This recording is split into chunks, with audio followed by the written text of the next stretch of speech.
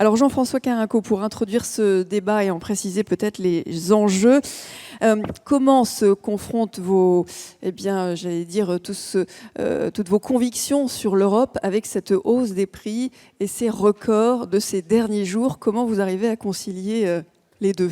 Pas bien. Pas bien. Bonjour à tous. Merci d'abord à l'UFE, à sa présidente Christine, d'organiser ça. Ça démontre, et c'est une première réponse, ça démontre qu'il est impératif et que ça commence à fonctionner bien, de créer une équipe, de créer un, comment vous dites, un microsystème là, de tous les acteurs du système énergétique français, un cluster. Voilà, je n'aime pas parler occitan. Non, cluster en ce moment, on évite voilà, les clusters. C'est pas bon. Donc, un écosystème, on va dire. Un écosystème des acteurs du système énergétique. Vous accueillerez tout à l'heure Sophie Mourlon et d'autres. On essaye de travailler ensemble. Ça, c'est une des premières. Je vois le député là qui s'en va, on travaille avec lui tout le temps. Hein, il revient. Il s'en va pas. Le député nucléaire du Gard. On essaye tous ensemble de travailler. Ça, c'est nouveau et je trouve que c'est bien. Il nous faut l'approfondir. C'est ma première observation liminaire. Ma deuxième observation liminaire, mais qui répond aussi à la question de manière indirecte, j'entendais, il nous faut réinventer le monde. On aurait dit Michel Serres, là, qui parlait. Oui, et donc tout le débat, toute la réflexion, elle est de comment profiter de toutes ces initiatives qui sont là et qui créent le monde de demain, il l'a bien dit, tout en essayant de faire du pied chasique, c'est-à-dire d'organiser, de synthétiser. Ça ne peut pas être juste l'addition d'initiatives individuelles. Il faut quelque part faire une sommation de ces choses. C'est toute la difficulté, mais il ne faut pas perdre de vue ça. Il ne faut pas opposer, il a dit le nucléaire et le renouvelable, on y reviendra, mais il ne faut pas opposer non plus le foisonnement des initiatives individuelles, dont parfois certaines sont un peu curieuses, d'autres sont très créatrices de l'avenir, et la nécessité que nous avons d'avoir un système cohérent sur l'ensemble. Ce qui compte, c'est la cohérence de l'ensemble. Alors sur la cohérence de l'ensemble, juste parce que j'ai eu une petite colère ce matin dans la voiture, j'ai vu que l'UFE avait fait un communiqué pourfendant la décision que j'ai fait prendre au collège sur la suspension des marchés sur la réserve secondaire. Je vais vous dire à tous, quand vous voyez une diligence chargée d'or, vous n'êtes pas obligé de l'attaquer systématiquement. Hein. Ce truc-là, d'un seul coup, alors qu'on avait une bonne expérience sur les réserves primaires, compte tenu de la crise, le prix à l'instant T est multiplié par 10. Et donc il y a une petite diligence d'1 milliard qui passe, j'ai dit, la diligence, elle ne circule plus. Ça ne change rien au système. Et donc je suis un peu marri là qu'on ait des réactions comme ça. Bon, allez, j'y vais. Ça, c'est fait. C'était mon introduction. Voilà. Alors, 3 thèmes, vous m'avez dit, industrie européenne, comment on fait? Comment on fait pour concilier à la fois ces enjeux de décarbonation de l'industrie et tout en faisant en sorte qu'elles soient compétitives, nos industries en France et en Europe? C'est bien le sujet, garantir la compétitivité de l'industrie européenne future tout en permettant sa décarbonation. Vous notez, Xavier l'a dit en partant, ne confondons pas les prix et les coûts. Hein, c'est la première donnée. Et donc, cette question, elle mérite de bien regarder ce qui se passe. Nos industries sont européennes, notre marché est européen et notre énergie est européenne.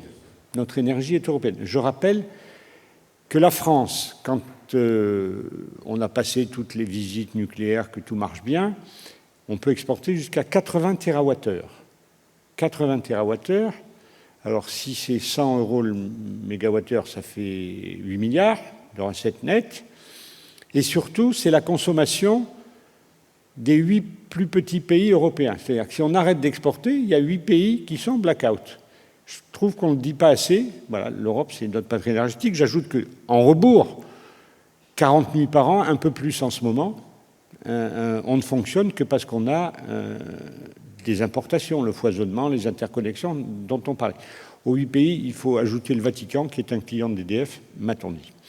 Donc, premier sujet, nous devons avoir conscience que nos industries évoluent dans un marché énergétique européen, dans un marché intérieur de l'industrie européen. Et il est bien, on peut râler de temps en temps, mais il est bien qu'il y ait des règles communes.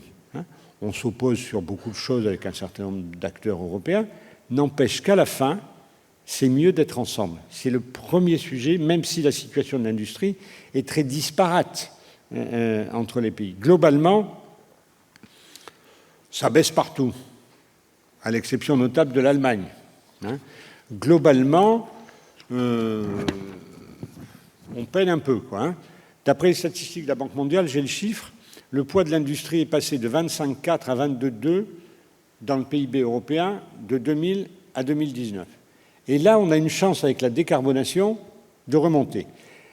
Il y a une différence entre les pays. Il faut noter quand même là où ça va bien, plus de 30%, l'Irlande et la République tchèque. Je ne suis pas sûr qu'il n'y ait pas des connotations fiscales dans le sujet, mais enfin, ça va. Et nous, ça ne va pas trop bien. On est maintenant à 13,5%. Raison, fiscalité. Et avec Sophie Mourlon, on réfléchit avec d'autres à l'idée de dire au gouvernement, aux députés, il est temps de réfléchir à fiscalité énergie. Pas à court terme, comme ça, c'est un vrai sujet, ça sera le retour d'expérience de la crise. Il ne s'agit pas, quand il y a la crise, de prendre des mesures structurelles dans l'urgence et en réactivité. Il s'agit de faire un retour d'expérience, ça alerte, mais ça ne donne pas des solutions définitives. L'urgence est comme ça, de réagir comme ça, et surtout évitons les choses binaires.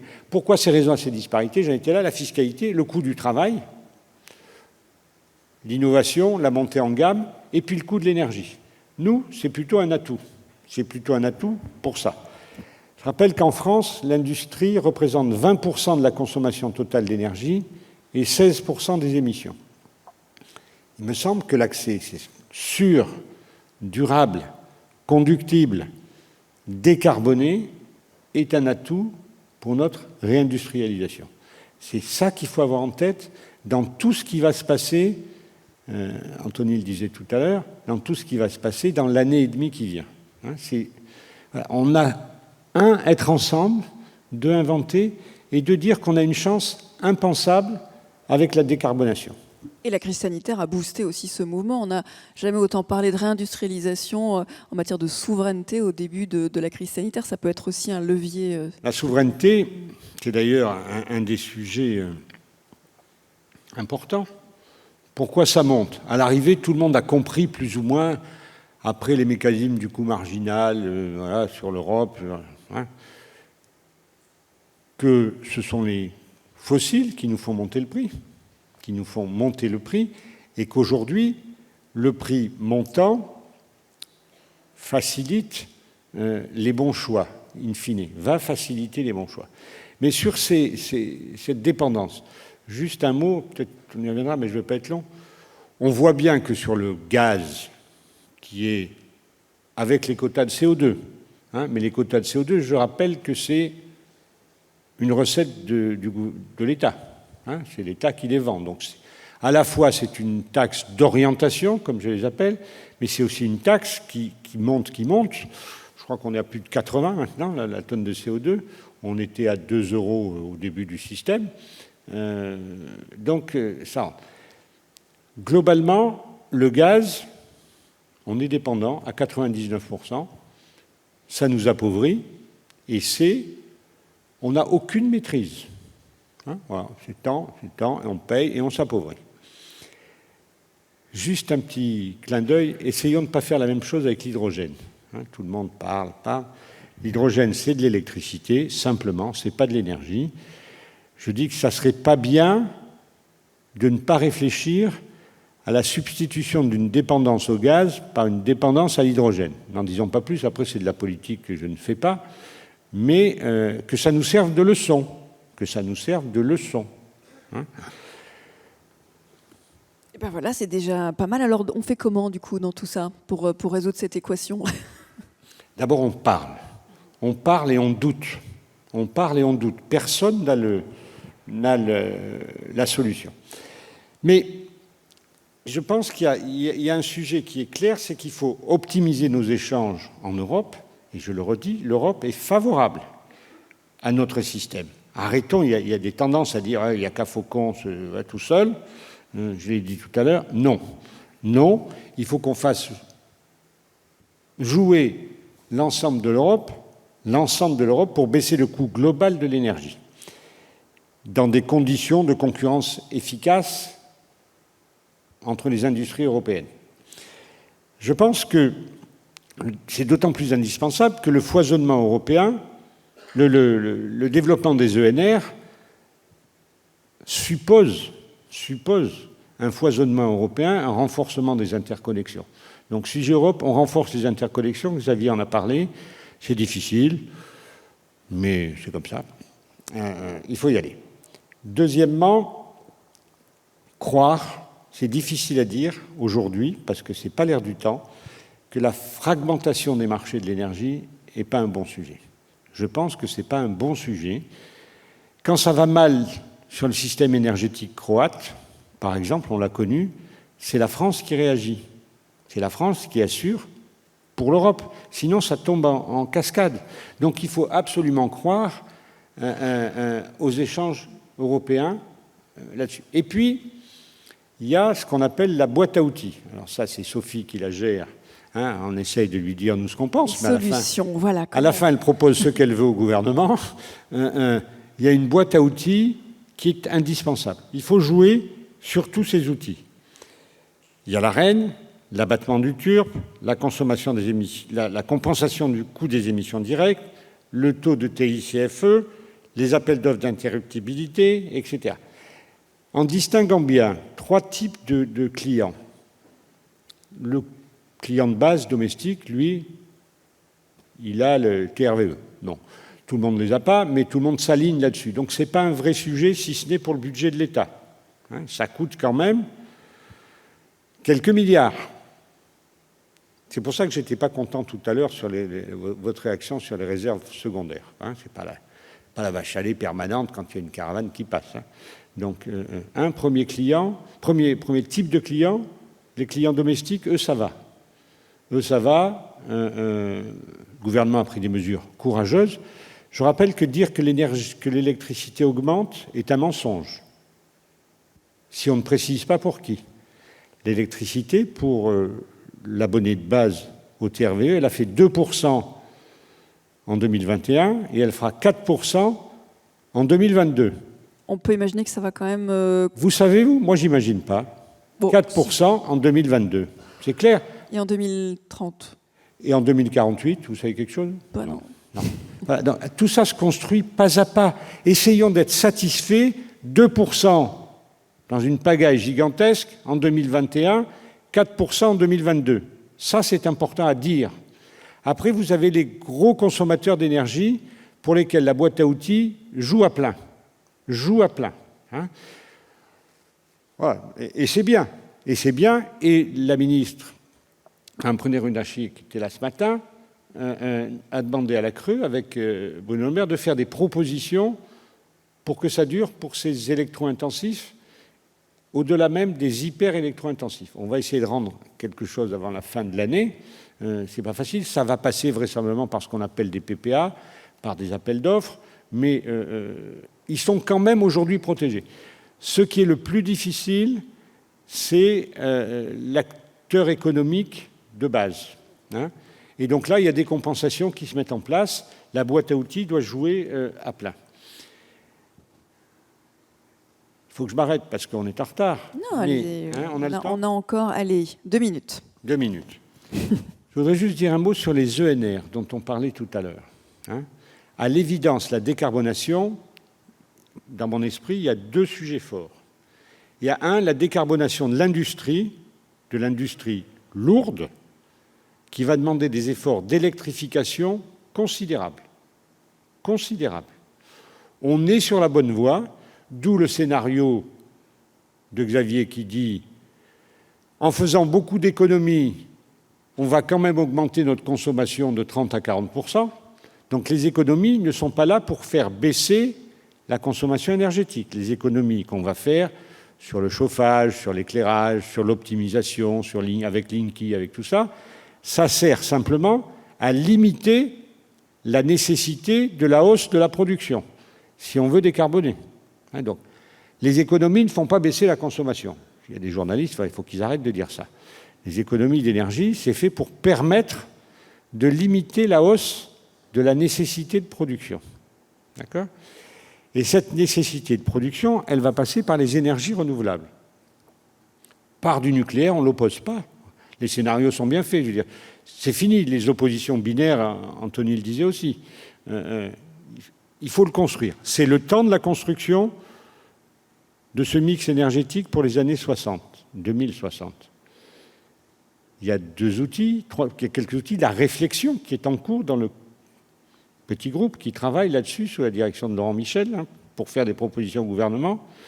Il va y avoir la PPE, qui est un moment fort 2022-2023. On va réfléchir, la PPE qui sera cette fois-ci à être approuvée par le Parlement. Donc ça aura cet engagement-là. Tout ça, ce travail est en cours, c'est loin. Et puis, il y a les énergies renouvelables. Sur les énergies renouvelables, je pense qu'on ne dit pas assez, Marianne l'a dit, mais pas suffisamment fort, on est très en retard. On est très, très en retard. Si on avait suivi la feuille de route des énergies renouvelables telle qu'elle était prévue il y a 2 ans, eh bien, on n'aurait pas de crise. Je pense qu'on n'aurait pas de crise. Si on avait 3 gigawatts de plus, là. Prenons conscience que c'est notre faute à nous. Un peu. À force d'écouter tout un chacun, de ne pas voir qu'on a le meilleur système électrique du monde, en prix, en flexibilité, en qualité. À force d'écouter tous ceux qui râlent en oubliant que l'énergie électrique, pour qu'on l'ait, c'est des milliers de morts dans les mines de charbon, c'est des dizaines, des centaines de villages engloutis. Et maintenant, parce que ça fait psit et quelqu'un dit c'est pas beau, on dit ah là là, ça me tord les tripes. Ça me tord les tripes parce que ça met en danger tous nos emplois, toute la France, toute l'Europe. C'est ça qui se passe. Et moi, je me suis donné comme mission à la Creux de le dire et de le dire fort. Imaginez que si, en gros, et puis je vais m'arrêter là, 1 mégawatt solaire, 1 mégawatt nucléaire, pour avoir l'équivalent solaire, c'est plutôt 5 mégawatts, à peu près. Et donc, une centrale de 1500 mégawatts, c'est 7500 terrains de football recouverts. 7500 hectares. Alors, faites le calcul. Si vous essayez de faire l'équivalent, allez, de 20 centrales nucléaires. Mais ça vous fait peanuts sur le territoire. Ça vous fait peanuts sur le territoire. Moins de 1% de la surface. Donc là, on a un débat de pédagogie à mener. De pédagogie. Il faut avoir à la fois du nucléaire en baisse, mais qui, à un moment donné, restera important, et un maximum de renouvelables. Et ça, c'est une position favorable à l'industrie, c'est ce qui compte. Ce qui compte, c'est que l'industrie ait de l'énergie à des prix abordables. Et la boîte à outils, avec Sophie, on fait preuve d'une imagination débordante, mais à la fin, ça ne suffit pas s'il n'y a pas d'électricité. C'est ça ma réflexion que j'ai envie de dire à l'UFE. Militer pour qu'on produise de l'énergie. Et il faut le dire haut et fort. Merci beaucoup Jean-François Carinco d'avoir été avec nous ce matin et introduit cette deuxième partie. Merci beaucoup. Et je vous propose d'accueillir notre deuxième panel pour discuter, échanger sur tous ces enjeux avec Fabrice Boissier qui nous rejoint, directeur général délégué de l'ADEME, Sophie Mourlon, Éric Nitzela et Joachim Nunez de Almeida. Venez nous rejoindre.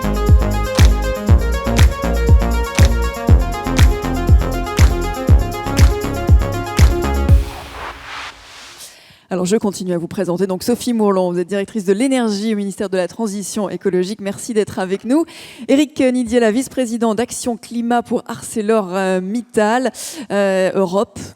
Bonjour, merci d'être avec nous. Et Joachim Nunez de Almeida, directeur mobilité et industrie énergo-intensive à la DG Gros, à la Commission européenne. Donc voilà, après cette ouverture et les enjeux rappelés par Jean-François Carinco, je propose de commencer notre échange avec ArcelorMittal. Éric Nitzela, vous allez tout nous dire sur déjà peut-être un rebond sur ce que l'on vient de tous les échanges de la matinée. Quels sont les enjeux pour vous énergo-intensif. ArcelorMittal, où vous en êtes de toutes ces réflexions?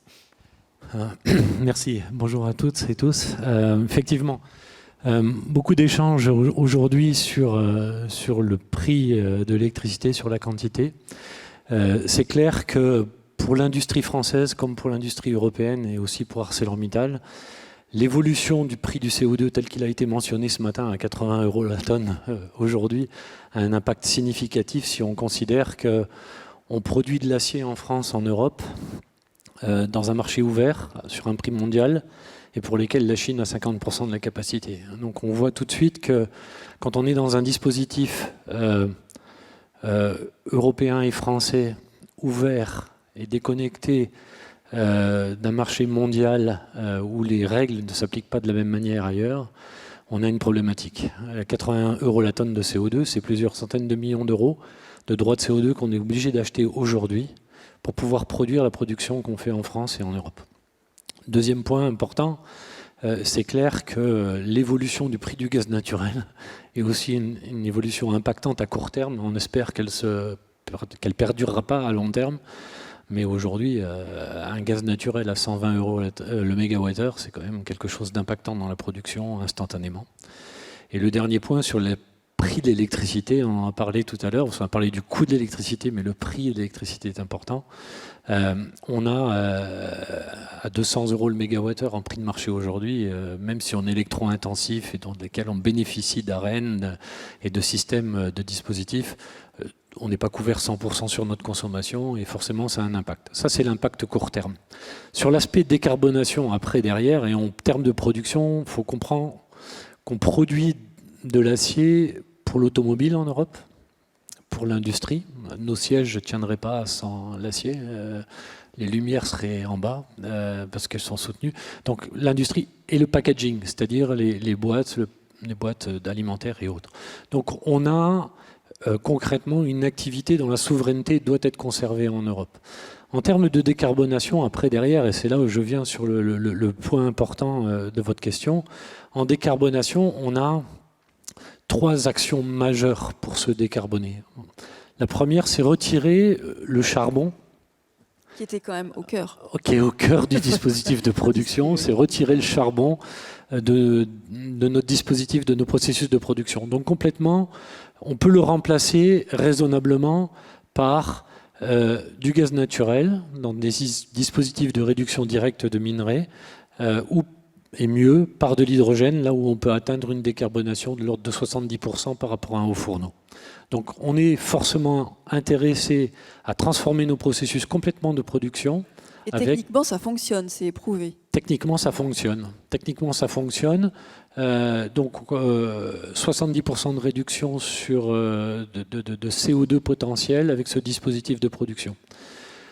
À condition d'avoir de l'électricité pour fabriquer de l'hydrogène et pas du gaz naturel, comme on l'a évoqué tout à l'heure, où là, on est dans une autre dépendance. De l'électricité décarbonée, tant qu'à faire. De l'électricité décarbonée. Là, le nucléaire joue son plein. Et la notion de décarboné nucléaire est transitoire, j'y adhère, avec bien entendu la nécessité d'avoir du solaire et de l'éolien à terme, puisqu'on sera vers une transition beaucoup plus définitive. Par contre, on a besoin d'une stabilité de consommation. On est dans des dispositifs qui sont 24 heures sur 24 et justement le mix énergétique est vraiment important pour cette transformation-là.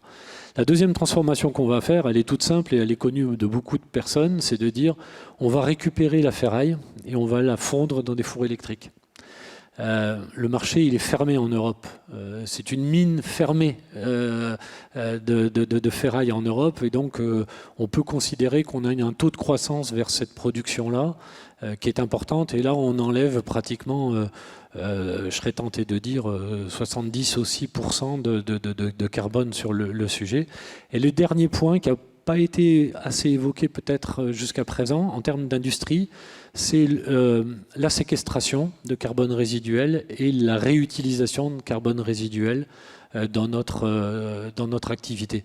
Cette séquestration et cette réutilisation de carbone, elle a 2 points majeurs côté énergétique, c'est qu'elle va demander de l'électricité, dont de l'hydrogène, et elle va demander aussi une réglementation une réglementation adéquate sur la réutilisation, parce que quelle que soit la décarbonation et le dispositif qu'on puisse mettre en œuvre, on aura de toute manière un carbone résiduel sur le sujet. Donc, prix de l'électricité, pas coût, mais prix de l'électricité, c'est important, pour pouvoir fabriquer une hydrogène décarbonée dans nos dispositifs de production, qui nous permettront d'atteindre, et j'en finis avec, juste pour donner un ordre de grandeur, le projet qu'on a aujourd'hui sur la France, c'est 40% de réduction de CO2 à l'horizon 2030 de nos dispositifs de production, contre 35 en Europe pour le groupe et 25 au niveau du monde pour le groupe.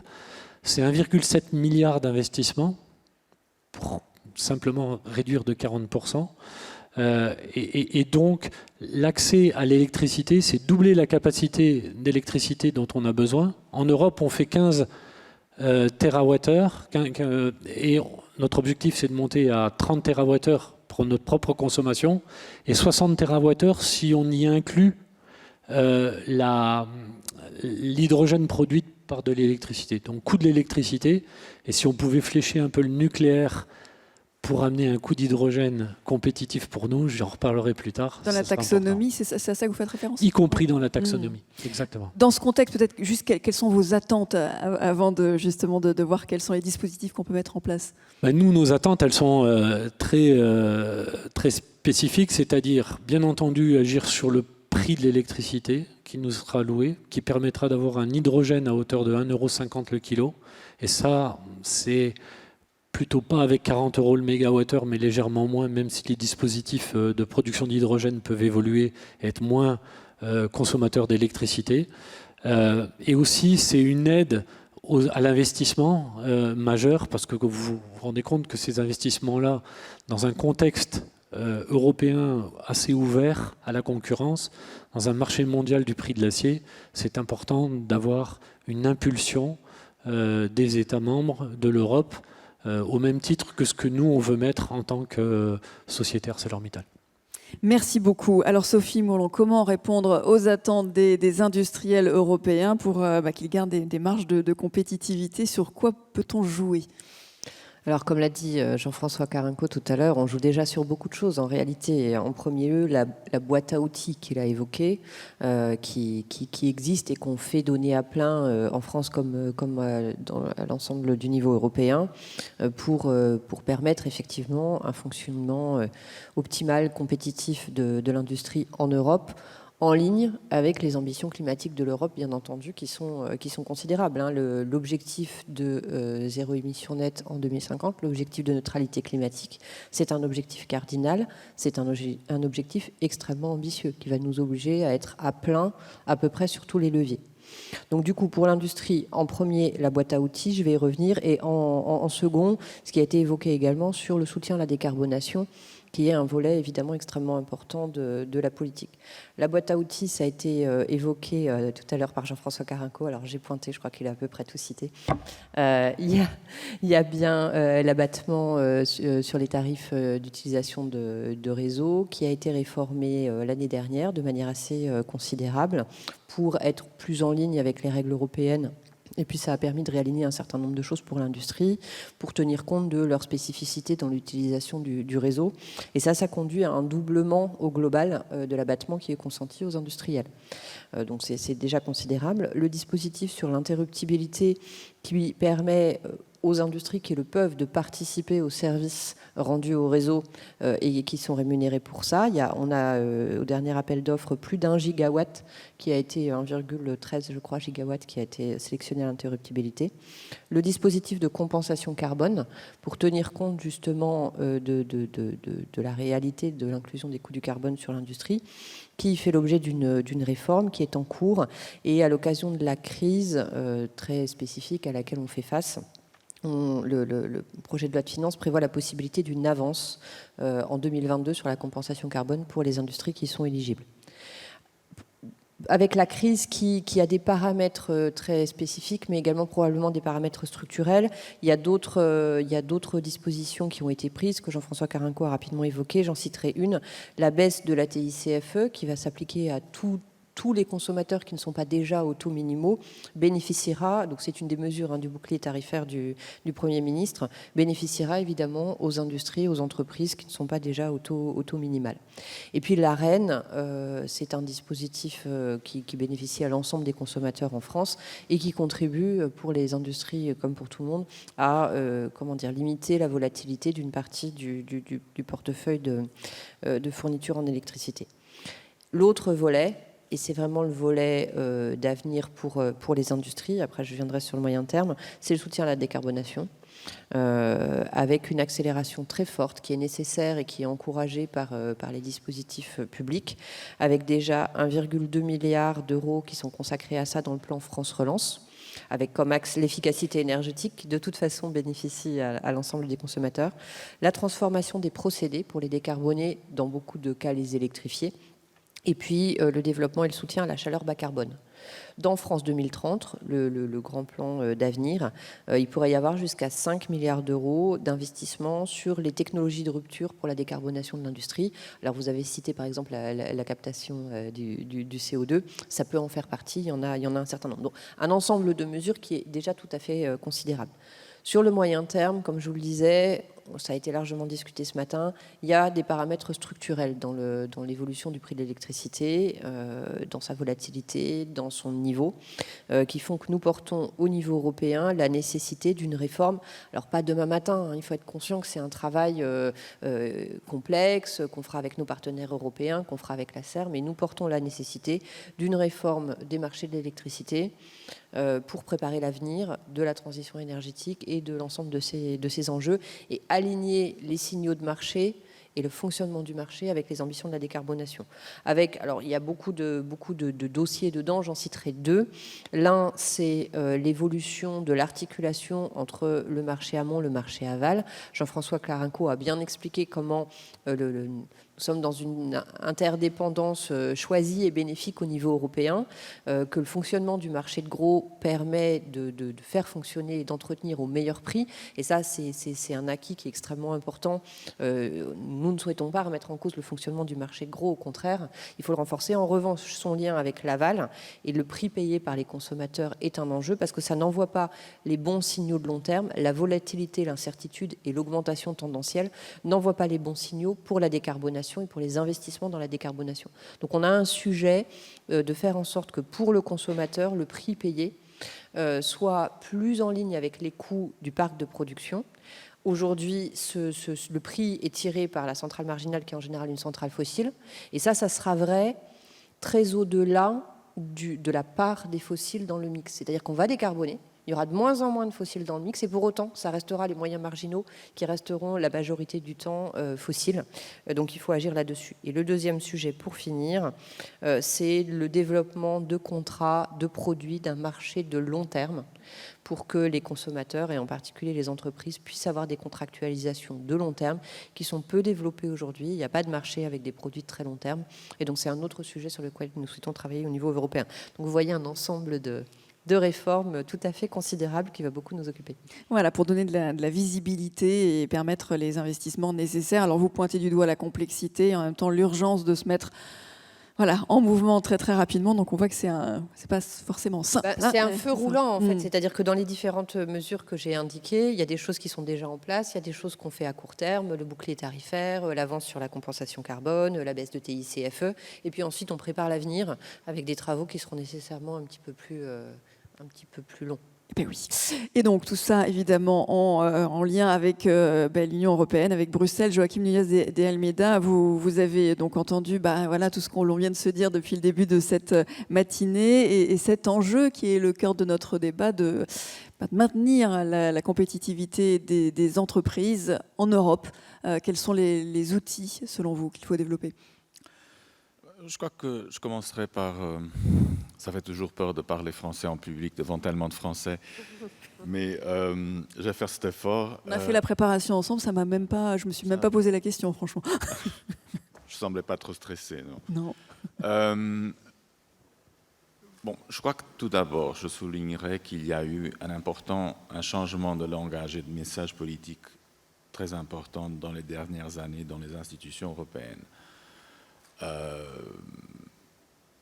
nous sommes vus traditionnellement comme les contrôleurs des aides d'État, comme les assureurs de la concurrence libre, tant au niveau du marché européen intérieur qu'au niveau du marché mondial. Et maintenant, nous avons une stratégie économique axée sur trois points.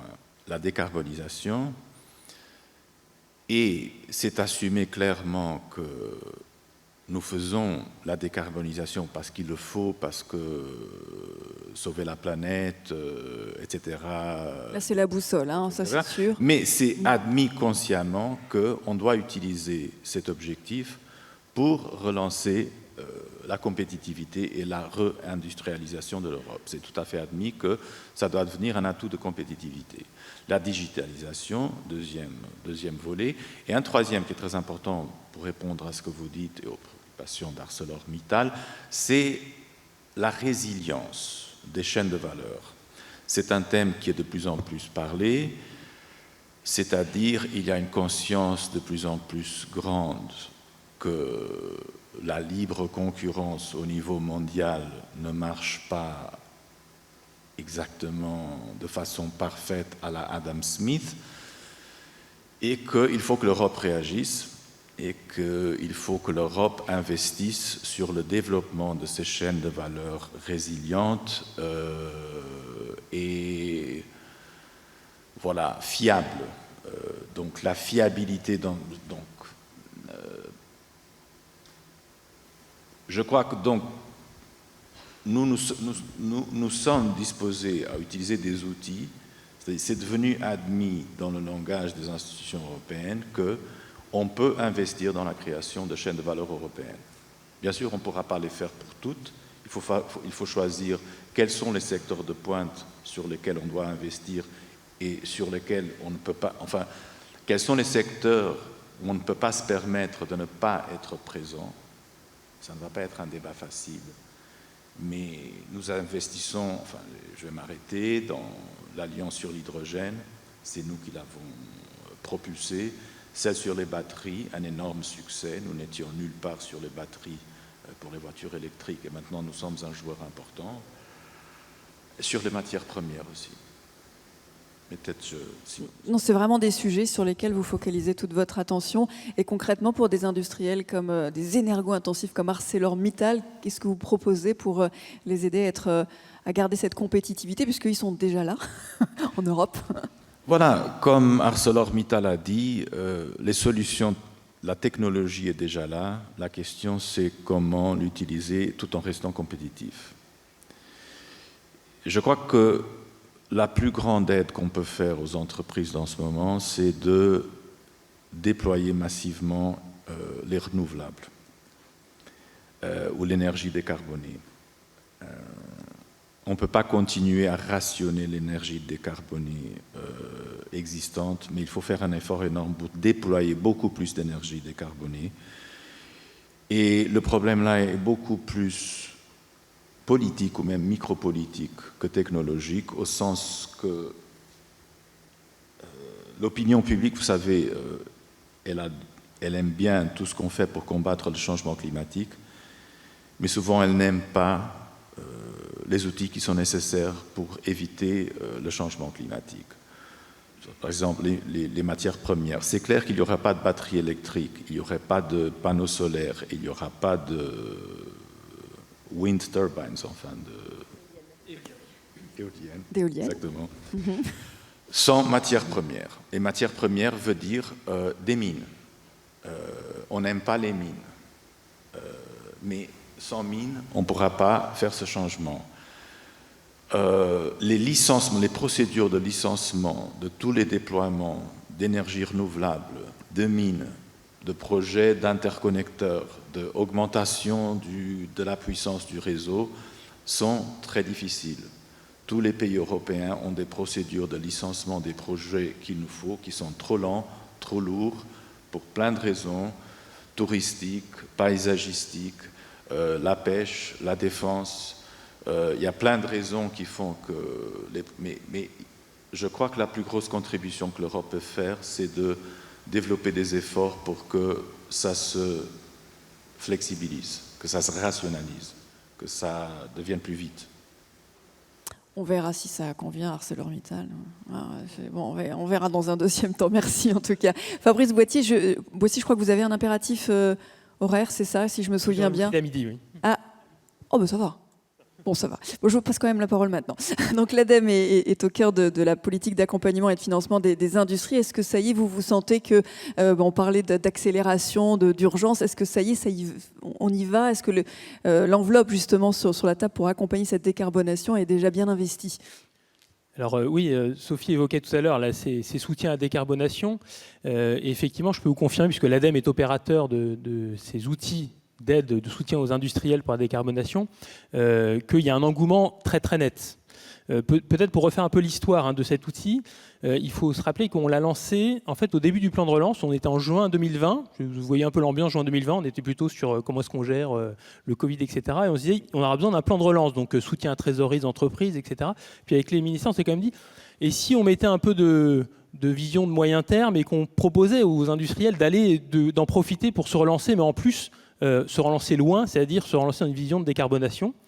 Et ça a très bien marché puisque c'est le premier dispositif du plan de relance qui a été adopté en loi de finances rectificative en juillet 2020, où on a déjà mis 200 millions d'euros sur la table pour l'année 2020. Et ensuite, 1 milliard supplémentaire pour 21-22. Donc voilà les 1,2 milliard qu'évoquait Sophie Mourlon.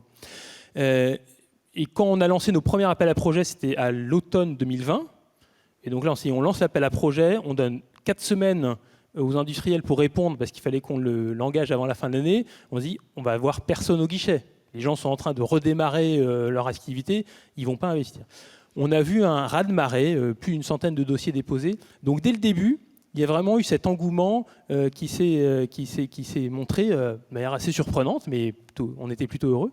Et donc là, 1 an plus tard, qu'est-ce qu'on voit? C'est que l'engouement ne s'est pas démenti. À toutes les vagues d'appel à projets, on a eu des dépôts massifs de dossiers. On est à plus de 300, près de 400 dossiers déposés là, en un an et demi, même pas 1 an et demi, 15 mois. Et donc, ça a permis d'accompagner plus de 2 milliards d'euros d'investissement. On a déjà engagé 800 millions d'euros d'aide sur les 1,2 milliard, et qui représente près de 3 millions de tonnes de CO2 abattues par an quand ces projets seront en place. Donc, je ne sais pas si vous vous souvenez, Jean-François Carinco disait l'industrie, c'est 16% des émissions de la France, c'est-à-dire en gros 78 millions de tonnes de CO2 par an. Et là, en 1 an, on a mobilisé l'industriel pour faire des programmes qui font déjà 3 millions d'euros de tonnes de CO2 d'abattement. Donc, on est quand même, bon, on n'est pas au bout de la route, mais c'est quand même un bon départ. Donc, le premier message, c'est oui, il y a une mobilisation. Et peut-être, pour rebondir un peu sur l'exemple d'ArcelorMittal, dire que ce qui est très, très positif, c'est que les industriels s'inscrivent vraiment dans les stratégies de long terme. ArcelorMittal était un des premiers appels à projets en octobre 2020. Il dépose un projet pour recycler les gaz de hauts fourneaux. Vous me permettez, je raconte un peu nos histoires. Il dépose un projet pour recycler les gaz de hauts fourneaux à Dunkerque. Bon, très bien, on le finance. C'est quoi, je crois, un investissement de 25 millions d'euros, 8 millions d'euros d'aide. Donc, beau projet, quoi. En mai, il redépose un projet un peu du même type. Bon, bah, très bien, voilà, la dynamique est installée. Et puis là, il y a quelques semaines, ils viennent nous voir en disant finalement, on ne va pas faire les projets. Alors bon, on dit ça arrive parfois, oui, c'est pas rentable. Non, c'est que ça va pas assez loin, ça va pas assez vite. Donc ArcelorMittal, avec sa nouvelle stratégie de baisser ses émissions de 30%, je crois, au niveau européen, donc 40% en France, a dit les premiers projets que j'ai faits, ça va pas assez loin, je reprends et je vais taper beaucoup plus fort. Et donc là, on a des nouveaux projets qui sont dans le pipe, beaucoup plus ambitieux, qui vont permettre d'aller plus loin. Je prends cet exemple parce que ça montre vraiment qu'en quelques mois, il y a eu un changement, et donc même de conscience. De conscience, et puis des stratégies industrielles qui ne se font pas comme ça à quelques mois de distance, inscrivent dans le temps long, mais on a des industriels qui bougent très très vite. Et je prends un exemple d'ArcelorMittal parce que vous étiez là, mais j'ai beaucoup d'autres exemples, industries, du ciment, de la chimie, enfin tous les grands consommateurs d'énergie. Il y a Dunkerque qui a d'ailleurs voilà, c'est un bon sujet pour s'attacher à ce souci-là autour de vous. Du côté de Dunkerque. Oui, à Dunkerque, il y a un vrai écosystème, parce qu'il y a une plateforme industrielle, donc ça permet aussi de lancer des projets sur la capture et le stockage de CO2. Enfin, donc c'est une des plateformes, il y en a d'autres. Hein. ArcelorMittal est aussi présent autour de Marseille. Il y a d'autres sites en France. Alors, on est au colloque de l'UFE, mais je voudrais quand même souligner un point, c'est qu'il faut des énergies décarbonées, donc il faut transformer les procédés d'une part. Il faut aussi des énergies décarbonées. Alors, certes, l'électrification est un bon vecteur, mais il ne faut pas oublier la chaleur. Et la chaleur, les industriels ont besoin de chaleur. La chaleur renouvelable est un vecteur formidable. On avait la semaine dernière les semaines de la chaleur renouvelable. Et la moitié des 150 dossiers qu'on a accompagnés sur l'industrie, c'est des projets pour mettre des centrales biomasse pour fournir de la chaleur à l'industrie. Donc c'est aussi un vecteur qu'il ne faut pas oublier. Oui, donc il y a tout le panorama, on voit bien qu'on va se priver de rien du tout pour y arriver, pour accélérer. Alors justement, côté ArcelorMittal, comment alors peut-être rebondir sur la façon dont l'Europe vous accompagne dans cette transition et l'ADEME aussi à son niveau. Déjà, je vais effectivement saluer le travail de l'ADEME, du ministère aussi, à aider et à nous transformer et à choisir les bons sujets. Et ce qui est aussi important, c'est d'arrêter un projet dont on voit qu'il n'est pas suffisant ou il n'est pas mature et d'en proposer d'autres. Ce qui est clair, c'est qu'individuellement ou collectivement, en termes de société, on ne peut que souscrire à l'accord de Paris.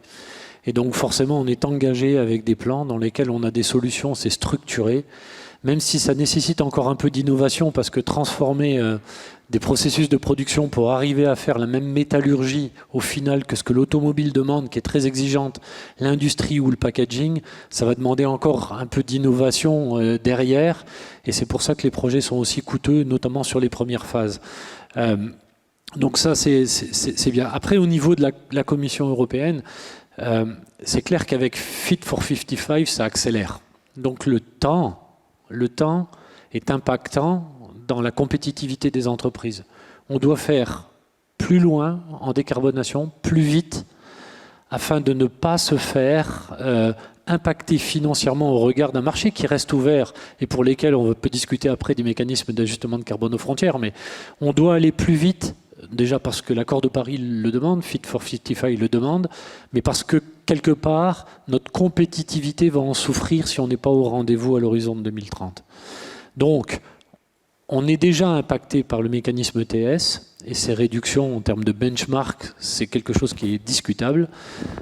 On est impacté par Fit for 55 qui propose à partir de 2026, on va réduire les allocations gratuites, on va changer votre benchmark et on veut mettre en place un dispositif de mécanisme de carbone aux frontières, ce en quoi on trouve le système bien, politiquement bien. Par contre, les deux impacts majeurs qu'il faut vérifier en termes de prise de risque, c'est qu'on ait le temps de se décarboner à l'horizon de 2030 avant de mettre en œuvre quelque chose de plus impactant financièrement pour les entreprises. Et deuxièmement, à faire en sorte que ce mécanisme-là... Vous pensez aux quotas ? Je pense aux quotas, oui. Je pense aux quotas gratuits. Je pense que c'est trop tôt que de vouloir les réduire avant 2030. Aujourd'hui, dans le temps industriel, la première phase que l'on veut mettre en œuvre, en passant les commandes à des sociétés qui vont changer nos processus de production, pour lesquels il y avait Accenture tout à l'heure, on a pris Accenture pour justement avoir ce master plan ensemble. On est dans un horizon 2025-2027 dans lesquels on va mettre en service industriel au niveau de l'Europe les mécanismes qui vont donner leurs résultats phase 1 à l'horizon de 2030. Et on sera 35% d'ambition en Europe, on sera à 40%, on sera au-delà de ça, mais là on aura déjà l'impact financier de la réduction du système ETS. Et le mécanisme de carbone, d'ajustement de carbone aux frontières, il devra démontrer qu'il n'y a pas de fuite de carbone, il n'y a pas de sociétés qui importeront en Europe de l'acier beaucoup plus carboné que celui qu'on pourra faire, sinon financièrement on ne saura pas être durable. Et donc on va mettre en péril l'industrie alors qu'on a un vrai objectif de réindustrialiser, et la France et l'Europe, en se décarbonant, c'est-à-dire en montrant aussi qu'en Europe on est capable d'être le leader de la décarbonation sur l'industrie et au niveau de la planète.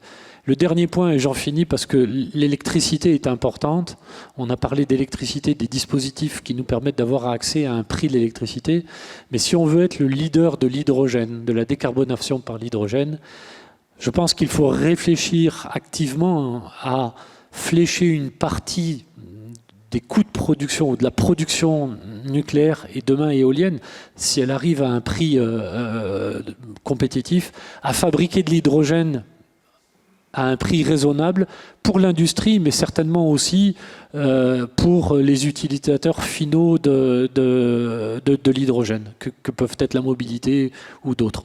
Donc voilà, ce qui est pour moi important de signaler aujourd'hui. Donc il y a quand même cette notion de tempo qui est très très très importante, on le sent, pour à la fois donner signal fort pour aller vers la décarbonation, sans pour autant vous enlever des marges de manœuvre d'innovation, si je comprends bien. Joaquim Nunes de Almeida, justement sur ce tempo, revenons sur le paquet Fit for 55, que pouvez-vous nous dire sur justement ce signal fort vers les industriels et en même temps avoir la juste mesure pour ne pas aller trop vite, comme le disait votre voisin? Tout d'abord, je ne crois pas ni qu'on va trop vite, ni qu'on va trop lentement. Je parlais en aparté avec le représentant d'ArcelorMittal. Je ne vois aucun secteur de l'industrie européenne qui ignore tout ça, qui ne prend pas ça au sérieux, qui ne voit pas ça comme un gros problème, qui ne réfléchit pas ça. Je veux dire, on a l'impression que c'est vraiment 60 à 70% des préoccupations des industriels en Europe en ce moment. Donc c'est une préoccupation réelle et les industriels sont en train de faire quelque chose.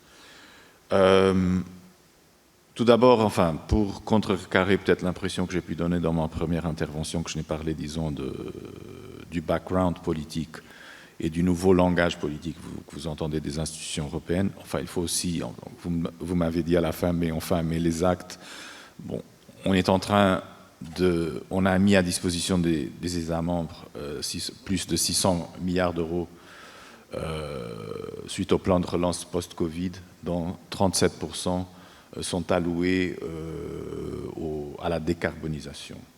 Et les États membres ont joué le jeu. La plupart ont effectivement présenté plein de programmes ou de plans. Mais donc, il y a beaucoup d'argent européen qui est en train d'être mis, on parle de 37% du plan national quand même. Donc c'est un peu aux États et aux entreprises de se mettre d'accord et de voir un peu comment elles vont utiliser tout ça. Nous avons aussi fixé ce 40% d'énergie renouvelable dans la nouvelle directive d'énergie renouvelable dans le cadre du Fit for 55. Il faut débloquer, disons, les procédures de licenciement, comme je vous ai dit lors de l'intervention précédente, pour arriver. L'évolution est encore beaucoup trop lente sur l'implémentation des renouvelables et des décarbonés. Et pour le reste, nous suivons avec attention cette relation entre la diminution progressive des allocations libres, le nouveau CBAM et le fonctionnement de l'ETS.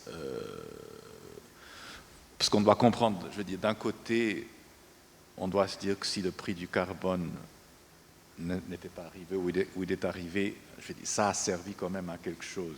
Oui, ça a créé un déclencheur des consciences. On ne veut sûrement pas des industrialistes. Parlez bien dans le micro parce que je ne suis pas sûre qu'au fond de la salle, ils vous entendent bien. Parlez bien dans le... Ok. Oui, okay. Voilà, c'est mieux. Là, vous m'entendez mieux, excusez-moi. Je dois répéter tout? Non, ça allait. Ok. Merci pour ces précisions. Alors Sophie Mourlon, à la veille de la présidence française de l'Union, j'imagine que les choses se précisent, les priorités notamment. Est-ce que vous pouvez déjà nous en parler un petit peu de vos priorités à moyen terme? Oui, bien sûr, ça va être... Alors, à moyen terme, c'est plus à moyen terme. À court ça terme, commence à être franchement. On a dit que c'était urgent. Ouais. Voilà, oui, la présidence. Oui, on est entièrement mobilisé sur la préparation de la présidence française, effectivement, qui va être un moment important pour la France. Alors, pour l'Europe aussi, on espère, bien entendu, même si on fait partie d'une triade de présidences avec lesquelles on travaille de manière très rapprochée. Alors oui, vous avez entendu, le président de la République a fait un certain nombre d'annonces cette semaine sur les grandes lignes de la présidence française. Alors pour ce qui nous concerne, le point central, c'est de continuer à emmener l'Europe vers un nouveau modèle de croissance qui mette en ligne les ambitions climatiques de l'Europe et les objectifs de compétitivité de son économie. Et je pense qu'en disant ça, voilà, on trace vraiment la priorité telle qu'elle est, et qui rejoint d'ailleurs tout ce qui a été dit sur l'urgence d'avancer. Je pense que c'est très important ce que vous avez dit depuis l'industrie, sur l'urgence à avancer. C'est vrai que le temps industriel, le temps de l'investissement, il est relativement long, mais il faut commencer tout de suite. C'est-à-dire que, et Fabrice l'a dit aussi, c'est plus le temps de la réflexion là. Je pense qu'il y a abondamment d'outils, de diagnostics, de tout ce qu'il faut. Il y aura de la volatilité sur les marchés, il y aura ça, c'est vrai, mais on voit que l'enjeu structurel de la décarbonation, il est central. Alors du coup, pour la présidence française, justement, cet objectif général de décarbonation de l'économie européenne, il est l'objectif central, et on a, sous présidence française, à faire avancer, c'est ce qu'on va s'attacher à faire, les négociations sur un des paquets législatifs les plus conséquents que l'Europe ait jamais porté, avec le paquet Fit for 55, qui va être complété demain, en principe, par un ensemble de textes supplémentaires, en particulier sur le gaz. Donc on va s'appliquer à porter et à faire avancer les négociations sur l'ensemble du paquet, parce qu'il a sa cohérence, avec quelques priorités très claires. La première, c'est le mécanisme d'ajustement carbone aux frontières, le CBAM, qui a été cité, que la France, c'est un outil que la France portait depuis assez longtemps et auquel progressivement, je pense, une majorité de pays européens se sont ralliés, parce que c'est un mécanisme qui est indispensable pour mettre en cohérence ce que je disais, c'est-à-dire les ambitions climatiques et la nécessité de la compétitivité. Donc les négociations sur les modalités du mécanisme d'ajustement carbone aux frontières seront un des sujets centraux. On va également, à l'intérieur du paquet Fit for 55, mettre l'accent sur 2 directives parmi toutes celles-là. La directive efficacité énergétique, qui est absolument indispensable, sur laquelle il faut accélérer. De toute façon, on sait qu'on n'arrive pas à la neutralité carbone sans mettre le paquet sur l'efficacité énergétique, et qu'il faut aligner les outils et les ambitions pour y arriver. Et puis la directive sur les énergies renouvelables, dans laquelle il y a des enjeux très importants, ceux que vous avez cités sur l'accélération, la simplification, et puis une bonne articulation de l'ensemble des objectifs. Alors nous plaiderons à l'intérieur de ces priorités pour que ces directives et ces textes laissent les latitudes nécessaires aux États membres et à l'économie pour ajuster la trajectoire et les outils d'ici à 2030 en fonction de l'innovation, de l'évolution des coûts des technologies, de l'évolution de la trajectoire. Ça, c'est quelque chose qui nous semble important, c'est-à-dire qu'on peut avoir une idée aujourd'hui de la meilleure manière dont ça va se passer, et en fait, il y a une chose dont on peut être sûr, c'est que ça ne se passera pas exactement comme ça, et donc c'est important pour nous aussi de laisser dans ces textes les latitudes nécessaires sur la conception du marché de l'hydrogène, sur les sous-objectifs dans le domaine des énergies renouvelables, pour laisser les latitudes nécessaires. Et donc le paquet gaz que j'évoquais, pour lequel on va avoir la responsabilité d'engager le début des négociations, puisqu'il devrait être disponible demain. Alors on commence début janvier sur ces sujets-là. Voilà, donc là, ça y est, l'accélération, on l'a... Ah oui, encore un... Pardon, j'ai un remords. Oui, Au-delà des oui. négociations, et je ne l'avais pas mis sur ma petite feuille, mais le sujet que j'évoquais tout à l'heure, c'est-à-dire les prix de marché, ça va être... Alors, on n'a pas de négociation en cours sur la question des prix de marché, mais ça va être aussi un sujet central de la présidence française dans le domaine de l'énergie. Nous souhaitons faire avancer la réflexion en lien avec la CER, en lien avec les autres États membres, sur la réforme des marchés de l'énergie. Donc ça aussi sera un sujet important. Et c'est un sujet important, évidemment, pour tous ceux qui sont avec nous aujourd'hui et qui nous regardent à distance via le fil tweet. Merci pour ces précisions. Fabrice Boissier, vous l'avez dit, hein, j'imagine que vous attendez à une accélération, une vague d'affluence de demandes de dossiers avec cette impulsion. Oui, effectivement, la dynamique que j'évoquais tout à l'heure, elle va se poursuivre. On a le plan France 2030 maintenant qui prend le relais. C'est vrai pour la décarbonation de l'industrie, c'est vrai pour tout le domaine de l'économie circulaire aussi. C'est vrai pour l'hydrogène, on n'en a pas beaucoup parlé, là, on l'a évoqué rapidement, mais l'hydrogène, c'est quand même un nouveau vecteur, et industriellement parlant, mettre en place ce nouveau vecteur comme une solution de décarbonation, c'est un jeu d'acteurs extrêmement complexe à mettre en place. Et donc là, depuis 2 ans, on accompagne cette émergence des acteurs. C'est un mix d'innovation technique. Et là, on voit des projets d'innovation qui se multiplient, puisqu'on a une trentaine de projets dans le pipe au programme des investissements d'avenir. Donc, mais sur toutes les briques, hein, on a besoin de compresseurs, on a besoin d'électronique, enfin tous les dispositifs qui vont permettre aux électrolyseurs de bien fonctionner. Et puis du côté des usages, si on veut faire développer une mobilité hydrogène, il faut construire des véhicules hydrogène, et ça se fait pas en un claquement de doigts. Et donc on a là aussi, du côté industriel, des nouveaux acteurs qui arrivent et qui proposent des nouvelles solutions. Et une fois qu'on a ça, il faut aussi obtenir un équilibre économique et territorial, c'est-à-dire l'hydrogène, on sait que c'est compliqué à transporter, donc il faut avoir des lieux de production et de consommation qui soient cohérents, et ça a été la logique des écosystèmes territoriaux qu'on a accompagnés, qui permettent de financer à la fois des producteurs d'hydrogène locaux, des consommateurs localement aussi, donc souvent les collectivités, et donc aussi avec une articulation avec le projet territorial de la collectivité. C'est très compliqué à mettre en œuvre.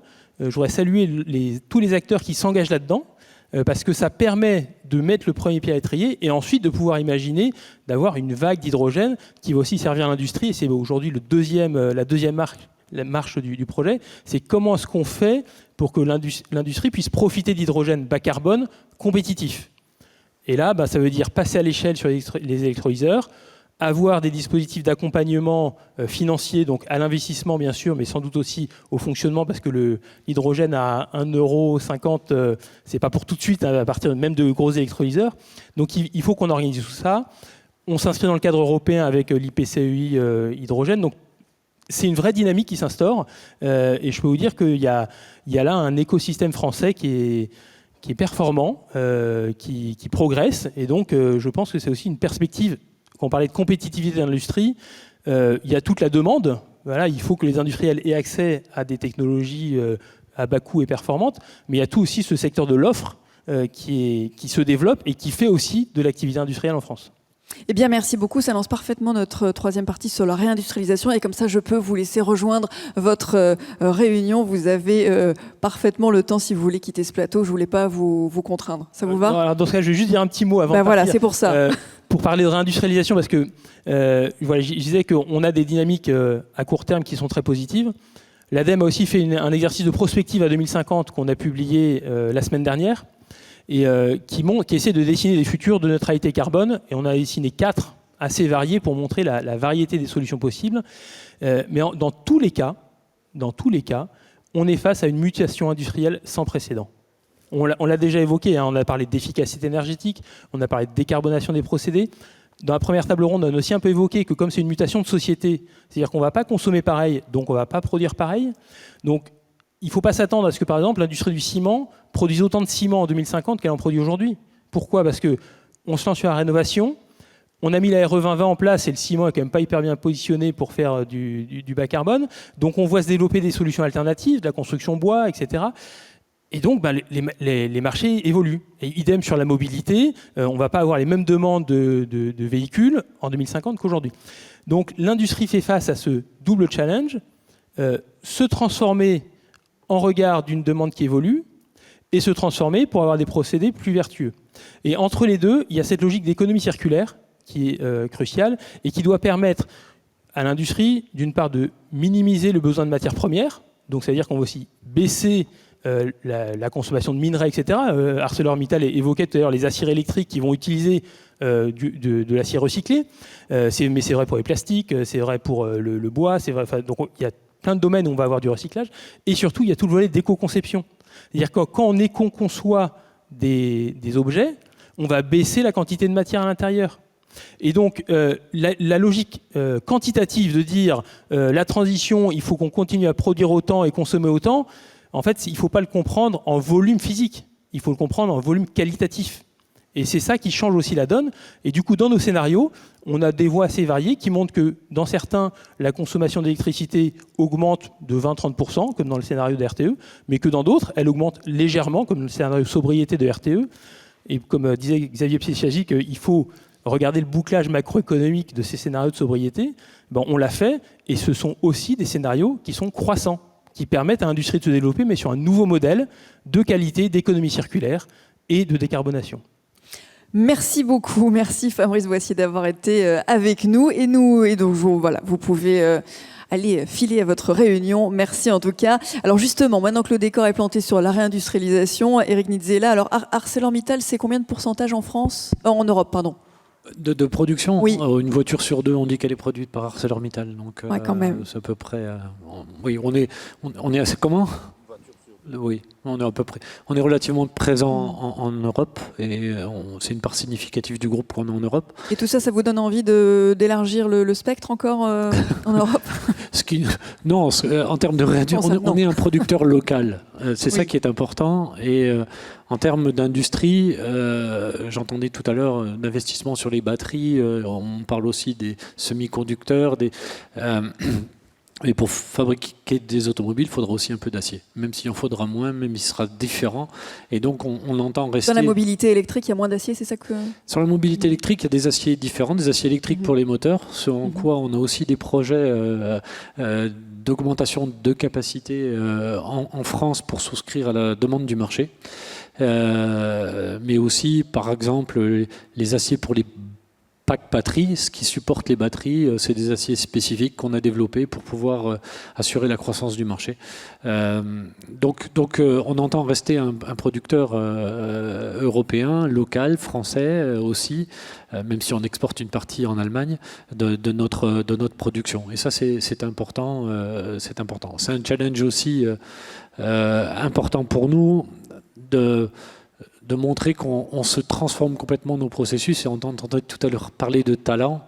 C'est une opportunité pour nous. C'est une opportunité de faire évoluer nos usines vers plus de digital, vers plus de nouveaux processus qui vont demander des nouveaux talents et de faire évoluer aussi les compétences de notre personnel vers cette production décarbonée en Europe. Donc ça, c'est un grand challenge. Il reste bien entendu à vérifier ce facteur de temps par rapport à la régulation pour pouvoir le mettre en œuvre en étant durablement un acteur profitable, même si les profits au niveau de l'acier sont relativement faibles au regard d'autres types de produits, et de manager cette transition en faisant évoluer, on parlait tout à l'heure de l'électricité, y compris peut-être des règles dans lesquelles on doit soumettre des demandes en termes d'électricité, de plus d'électricité, de faire des études pour pouvoir nous délivrer de l'électricité beaucoup plus rapidement que ça se fait, pour pouvoir aussi avoir des autorisations d'exploiter pour nos nouveaux outils beaucoup plus vite, parce que le facteur temps reste pour nous un acte essentiel dans la réussite de la transformation de notre société, au-delà d'avoir bien entendu mis à disposition d'hydrogène vert, c'est-à-dire décarboné le plus vite possible à un prix compétitif, ce qui accroîtra notre réduction de CO2. Pour nous, ce qu'on propose en France, c'est les 40% de réduction à l'horizon de 2030. Juste pour vous donner un ordre d'idée, c'est 8 millions de tonnes de CO2 en moins, soit 10% des émissions de l'industrie française hors énergie. Donc c'est des programmes pour lesquels on est prêt à passer commande dans le premier trimestre de l'année prochaine, c'est-à-dire on s'est mis en mesure de passer des commandes, c'est-à-dire on n'est pas au stade de la réflexion ni du target setting, on est au stade de l'implémentation, et ça a été souligné par le directeur général de l'ADEME. On a ces dossiers-là, il reste à clarifier encore quelques règles européennes, quelques règles sur Fit for 55 et aussi les capacités à être partiellement subsidiées pour pouvoir mettre ça en œuvre. Voilà. Merci. Alors Sophie Mourlon, dans cet enjeu d'industrialisation, de réindustrialisation en Europe et en France également, est-ce que les conditions sont réunies? Comment est-ce que vous voyez les choses? Alors surtout sur des opportunités telles que les énergies renouvelables, la mobilité électrique, enfin, voilà, tous ces sujets-là. Comment est-ce qu'on est sur le bon chemin? Alors, oui, on se met sur le bon chemin, et oui, il y a des enjeux qui sont considérables. Pour prolonger ce qu'a dit Fabrice Boissier juste avant, l'industrie, elle a 3 enjeux et qui sont des opportunités à la fois, c'est-à-dire sa propre décarbonation de procédés, sa transformation, parce que les voitures de demain, etc., ne seront pas les mêmes. Et le 3e enjeu, celui que vous venez de citer, c'est en fait l'ouverture de champs nouveaux, de domaines industriels qui sont peu ou pas investis aujourd'hui, et pour lequel il y a des enjeux et des opportunités considérables. On a en France et en Europe des atouts sur un certain nombre de filières qui sont émergentes et pour lesquelles on a et on peut avoir les briques technologiques et donc l'ensemble de la chaîne de valeur et donc les emplois et les retombées économiques qui vont avec. Je pense en particulier à l'hydrogène, ça a été cité, et c'est pour ça que la stratégie que Fabrice a esquissé tout à l'heure est ce qu'elle est, c'est-à-dire le développement en Europe de la chaîne de valeur de l'hydrogène avec la capacité à le produire en Europe de manière décarbonée, donc principalement par électrolyse, et dans des écosystèmes locaux, puisque le réseau électrique il est bien maillé, donc les électrolyseurs on peut les placer relativement facilement. C'est le lien avec la consommation qui est le plus complexe, et donc l'important c'est de placer la production d'hydrogène proche des lieux de consommation. Et on a des bassins industriels en particulier aujourd'hui qui ont vocation à être ça. Alors, on a une différence de vue avec certains de nos partenaires européens sur cette question, et vraiment, je le regrette, parce que comme l'a dit Jean-François Carinco tout à l'heure, je le dis toujours en fait exactement avec les mêmes mots, c'est on ne va pas troquer une dépendance pour une autre. Aujourd'hui, on a une dépendance au gaz et au pétrole. Demain, on ne va pas troquer ça contre une dépendance à l'hydrogène produit loin, dans des conditions qu'on ne pourra pas nécessairement contrôler de la même manière que ce qu'on le ferait en Europe, et avec des enjeux de transport et donc d'importation qui sont considérables. Donc pour nous, alors après, moi, je ne sais pas de quoi l'avenir sera fait à 30 ou 50 ans, et le développement au niveau mondial peut changer du tout au tout. Si on se replace 10 ans en arrière, on n'avait pas la même vision de l'avenir que celle qu'on peut avoir aujourd'hui, et on n'imaginait pas qu'on serait là où on est aujourd'hui, donc il faut rester très humble par rapport à ça.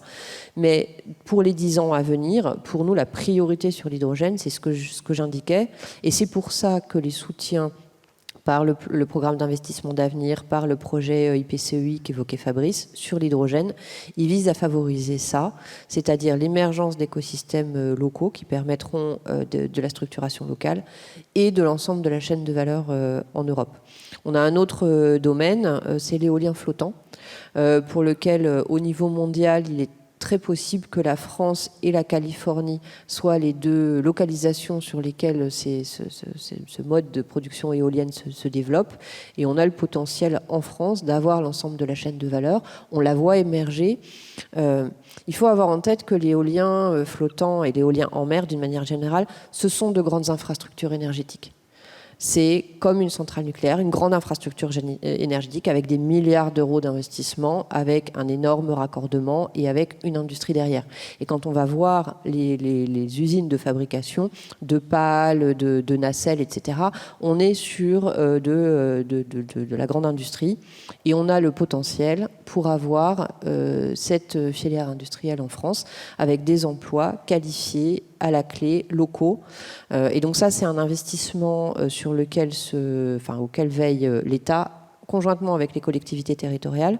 On a pour ces grandes usines, les aménagements portuaires, etc. On travaille en synergie avec les régions qui portent aussi cette vision et qui favorisent le développement de ces infrastructures. Et c'est quelque chose que, à la fois dans la manière dont on soutient les filières par les appels d'offres, qu'on va accélérer, par les simplifications qu'on introduit sur le développement des filières et par l'investissement sur l'industrie elle-même, qu'on souhaite favoriser. Alors, il y a d'autres secteurs comme ça sur lesquels, pour le coup, je ne vais pas m'étendre, en particulier dans le domaine des réseaux. Je crois que ça a été pas mal évoqué par Marianne Léniaud tout à l'heure. Donc oui, il y a des opportunités industrielles de qualité en Europe. Et ça nous semble important que l'ensemble de la politique européenne, toujours la même chose, aligner l'ambition climatique et la compétitivité de l'économie, elles permettent aussi à ça d'émerger. Voilà, avec cet enjeu de formation et de faire naître des talents toujours plus.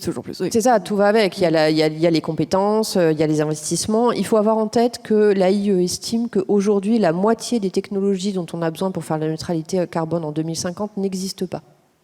Donc, il y a un immense champ de développement. Et effectivement, préparer les compétences de demain fait partie des sujets sur lesquels on travaille. Merci beaucoup. Alors, pour conclure ce deuxième panel de la matinée, Joachim Nunes de Almeida, comment, selon vous, créer encore davantage ces conditions de réindustrialisation sans justement tomber dans les travers rappelés d'une dépendance à l'hydrogène, par exemple? Je crois que nous nous sommes fait aussi une spécialité dans ce que j'appellerais la mobilisation des experts, enfin la mobilisation des acteurs en vue d'objectifs.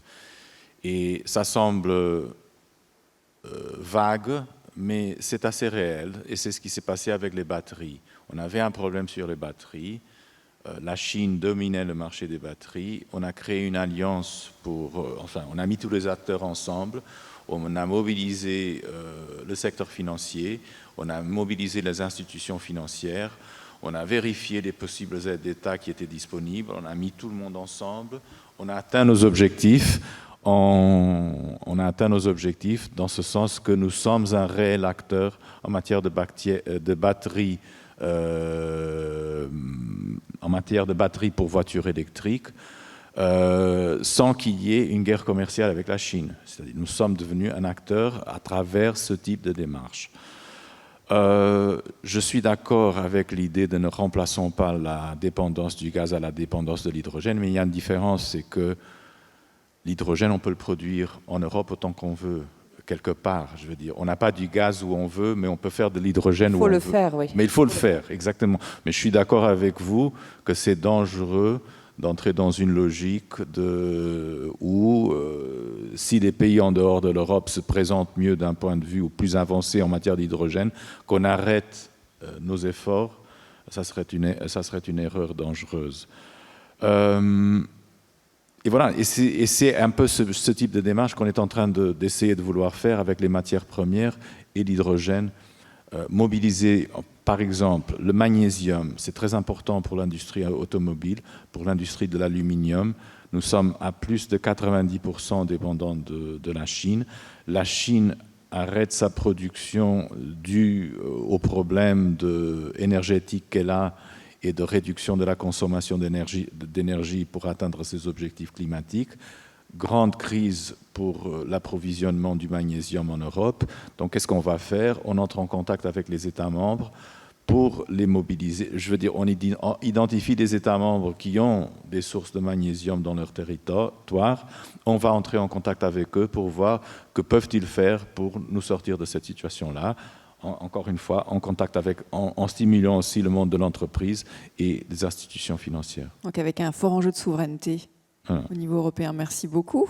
Merci à tous les trois et à Fabrice Boissy qui nous a quittés un peu plus tôt. Un grand merci à vous et bravo pour ces échanges